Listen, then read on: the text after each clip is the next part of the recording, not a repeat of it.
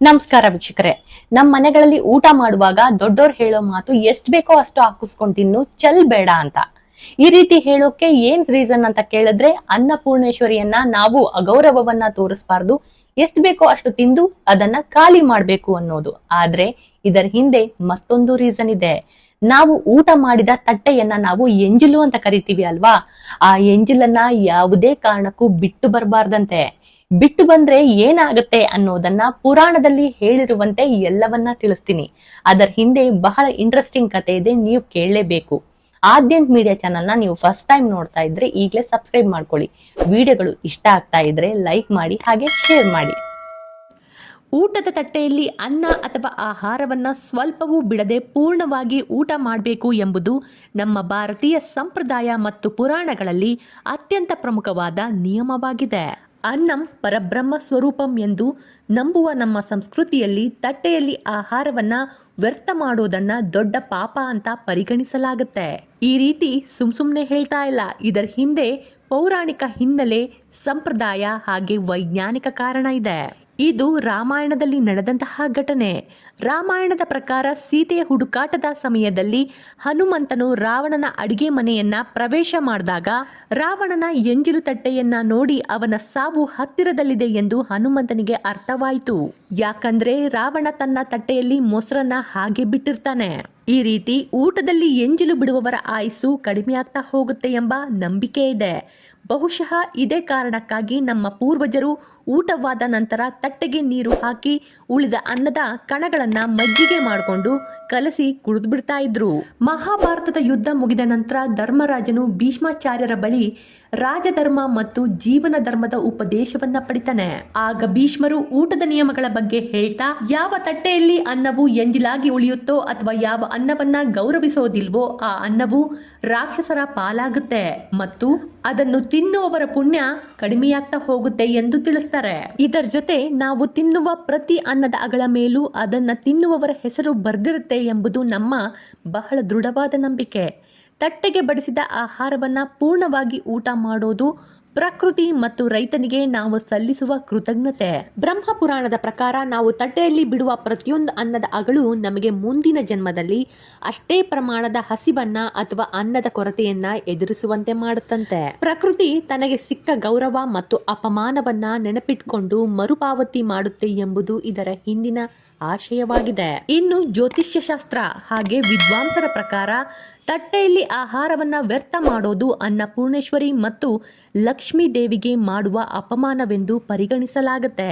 ಹೀಗೆ ಮಾಡೋದ್ರಿಂದ ಆರ್ಥಿಕ ಪರಿಸ್ಥಿತಿ ದುರ್ಬಲಗೊಳ್ಳುತ್ತೆ. ಅಷ್ಟೇ ಅಲ್ಲದೆ ಮನೆಗೆ ಬರುವ ಲಕ್ಷ್ಮಿಯು ಮುನಿಸ್ಕೊಂಡು ಹೊರಟು ಹೋಗ್ತಾಳಂತೆ. ಇನ್ನು ಮಕ್ಕಳಿಗಂತೂ ಒತ್ತಿ ಹೇಳ್ತಾನೆ ಇರ್ತೀವಿ, ಊಟವನ್ನ ಚೆಲ್ಬೇಡ ಅಂತ. ಅದಕ್ಕೂ ಕೂಡ ಕಾರಣವಿದೆ. ಊಟವನ್ನ ಎಂಜಿಲು ಮಾಡಿ ಬಿಡೋದ್ರಿಂದ ಮಕ್ಕಳು ಓದಿನಲ್ಲಿ ಹಿಂದುಳಿತಾರಂತೆ. ಮನಸ್ಸು ಮೆಲ್ಲನೆ ಓದಿನಿಂದ ಸಂಪೂರ್ಣವಾಗಿ ಹಿಮ್ಮುಖವಾಗುತ್ತಂತೆ. ಆದ್ರಿಂದ ಮಕ್ಕಳಿಗೆ ಮೊದಲು ಅವರು ಎಷ್ಟು ತಿನ್ನಬಲ್ಲರು ಅನ್ಸುತ್ತೋ ಅಷ್ಟನ್ನ ಮಾತ್ರ ಬಡಿಸಿ. ತಟ್ಟೆಯಲ್ಲಿ ಊಟ ಬಿಡೋದ್ರಿಂದ ಅಥವಾ ಎಂಜಿಲು ಮಾಡಿ ಬಿಟ್ಟು ಹೋಗೋದ್ರಿಂದ ಗ್ರಹ ದೋಷಗಳು ನಮಗೆ ತಟ್ಟುತ್ತಂತೆ. ತಟ್ಟೆಯಲ್ಲಿ ಆಹಾರವನ್ನ ಉಳಿಸೋದ್ರಿಂದ ಶನಿ ದೇವನ ಕೋಪಕ್ಕೆ ತುತ್ತಾಗಬೇಕಾಗಬಹುದು. ಇದರ ಜೊತೆ ಚಂದ್ರನ ಅಶುಭ ದೃಷ್ಟಿ ವ್ಯಕ್ತಿಯ ಜೀವನದ ಮೇಲೆ ಬೀಳತೊಡಗುತ್ತೆ. ಚಂದ್ರನ ಅಶುಭ ಪ್ರಭಾವದಿಂದಾಗಿ ಮಾನಸಿಕ ಕಾಯಿಲೆಗಳು ಕೂಡ ವ್ಯಕ್ತಿಯನ್ನ ಆವರಿಸ್ಕೊಳ್ಬಹುದು. ಇದರ ಜೊತೆ ನಮ್ಮಲ್ಲಿ ಕೆಲವೊಂದು ನಂಬಿಕೆಗಳೂ ಇವೆ. ಯಾರಾದ್ರೂ ಎಲ್ಲಿಗೆ ಹೋಗ್ತೀಯಾ ಅಂತ ಕೇಳಿದ್ರೆ ಆ ಕೆಲಸ ಆಗೋದಿಲ್ವಂತೆ. ನಮ್ಮ ಮುಂದೆ ಯಾರಾದ್ರೂ ಖಾಲಿ ಕೊಡವನ್ನ ತರ್ತಾ ಇದ್ರೆ ಆ ಕೆಲಸವೂ ಆಗೋದಿಲ್ವಂತೆ. ಅದೇ ರೀತಿ ನಾವು ಪ್ರಯಾಣ ಮಾಡುವ ಸಮಯದಲ್ಲಿ ಎಂಜಿಲು ಆಹಾರವನ್ನ ಎಸೆದ್ರೆ ನಮ್ಮ ಕೆಲಸಗಳು ಎಂದಿಗೂ ಪೂರ್ಣ ಆಗೋದಿಲ್ವಂತೆ.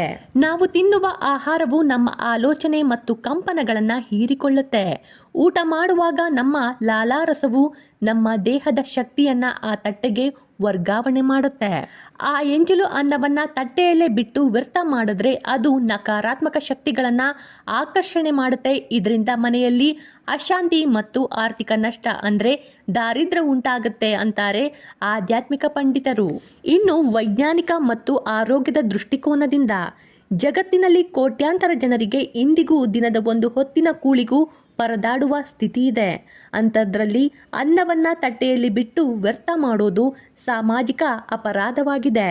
ಒಂದು ತಟ್ಟೆ ಅನ್ನ ನಮ್ಮ ಕೈಗೆ ಸೇರ್ಬೇಕಾದ್ರೆ ರೈತನ ಕಠಿಣ ಶ್ರಮ, ನೀರು, ಭೂಮಿ ಮತ್ತು ಸಮಯದ ಅಗತ್ಯವಿರುತ್ತೆ. ಅದನ್ನು ಸುಲಭವಾಗಿ ವ್ಯರ್ಥ ಮಾಡೋದು ಸಾಮಾಜಿಕವಾಗಿ ತಪ್ಪು. ಇನ್ನು ತಟ್ಟೆಯಲ್ಲಿ ಎಂಜಲು ಅನ್ನವನ್ನು ಹಾಗೆ ಬಿಟ್ಟರೆ ಅದು ಬೇಗನೆ ಕೊಳೆತು ಬ್ಯಾಕ್ಟೀರಿಯಾಗಳು ಹರಡಲು ಕಾರಣವಾಗುತ್ತೆ. ತಟ್ಟೆಯನ್ನು ಪೂರ್ತಿ ಖಾಲಿ ಮಾಡೋದ್ರಿಂದ ಅದನ್ನು ತೊಳೆಯೋದು ಸುಲಭ ಮತ್ತು ನೈರ್ಮಲ್ಯವನ್ನು ಕಾಪಾಡಿಕೊಳ್ಳಬಹುದು. ತಟ್ಟೆಯಲ್ಲಿ ತಮಗೆ ಬೇಕಾದಷ್ಟೇ ಆಹಾರವನ್ನು ಬಡಿಸಿಕೊಳ್ಬೇಕು ಮತ್ತು ಬಡಿಸಿದ್ದನ್ನು ಪೂರ್ಣವಾಗಿ ಊಟ ಮಾಡಬೇಕು ಎಂಬುದು ಹಿರಿಯರು ಕಲಿಸಿದ ಜೀವನದ ಪಾಠ. ಇದು ದುರಾಸೆಯನ್ನು ತಡೆದು ಮಿತ ಆಹಾರ ಅಭ್ಯಾಸವನ್ನು ಬೆಳೆಸುತ್ತೆ. ಬಹಳಷ್ಟು ಮನೆಗಳಲ್ಲಿ ಸಿಟ್ಟು ಬಂದಾಗ ಊಟದ ತಟ್ಟೆಯನ್ನು ಅರ್ಧಕ್ಕೆ ಬಿಟ್ಟು ಎದ್ದು ಹೋಗ್ಬಿಡ್ತಾರೆ. ಊಟದ ತಟ್ಟೆಯನ್ನು ಎಂಜಲಾಗಿ ಹಾಗೆ ಬಿಟ್ಟು ಹೋಗೋದು, ಎದ್ದೇಳೋದು ಮನೆಯ ಆರ್ಥಿಕ ಶಿಸ್ತನ್ನು ಹಾಳು ಮಾಡಿಬಿಡುತ್ತೆ. ಇದು ಮನೆಯಲ್ಲಿ ಮಕ್ಕಳಿದ್ರೆ ಮುಂದಿನ ಪೀಳಿಗೆಗೆ ಇದು ತಪ್ಪಾಗಿ ಮೆಸೇಜ್ ಹೋಗುತ್ತೆ. ನಮ್ಮ ಹಿರಿಯರು ಅನ್ನ ದೇವೋಭವ ಅಂದ್ರು. ನಾವು ತಟ್ಟೆಯಲ್ಲಿ ಬಿಡುವ ಪ್ರತಿಯೊಂದು ಅಗಳು ಮತ್ತೊಬ್ಬರ ಹಸಿವನ್ನ ನೀಗಿಸಬಲ್ಲ ಶಕ್ತಿಯನ್ನ ಹೊಂದಿರುತ್ತೆ. ಹಾಗಾಗಿ ಅನ್ನವನ್ನ ದೇವರೆಂದು ಭಾವಿಸಿ ತಟ್ಟೆಗೆ ಬಂದ ಆಹಾರವನ್ನ ಪ್ರಸಾದದಂತೆ ಸ್ವೀಕರಿಸಿ ಪೂರ್ಣವಾಗಿ ಮುಗಿಸೋದು ಭಾರತೀಯ ಸಂಸ್ಕೃತಿಯ ಅತ್ಯುನ್ನತ ಸಂಸ್ಕಾರವಾಗಿದೆ. ದೊಡ್ಡೋರ್ ಪ್ರಕಾರ ಊಟದಲ್ಲೊಂದು ಶಿಸ್ತಿರ್ಬೇಕಂತೆ. ನೆಲದ ಮೇಲೆ ಕುತ್ಕೊಂಡು ಸಮಾಧಾನವಾಗಿ ಕೈಗಳಿಂದ ಊಟ ಮಾಡಿದ್ರೆ ಆ ಊಟ ದೇಹಕ್ಕೆ ದಕ್ಕುತ್ತಂತೆ. ಹಾಗಾಗಿ ಊಟವನ್ನ ಪ್ರೀತಿಯಿಂದ ಗೌರವದಿಂದ ಕಾಣೋಣ. ನನ್ನ ವಿಡಿಯೋಗಳು ನಿಮ್ಗೆ ಇಷ್ಟ ಆಗ್ತಾ ಇದ್ರೆ ಲೈಕ್ ಮಾಡಿ, ಶೇರ್ ಮಾಡಿ, ಸಬ್ಸ್ಕ್ರೈಬ್ ಆಗೋದನ್ನ ಮಾತ್ರ ಮರಿಬೇಡಿ. ಧನ್ಯವಾದಗಳು.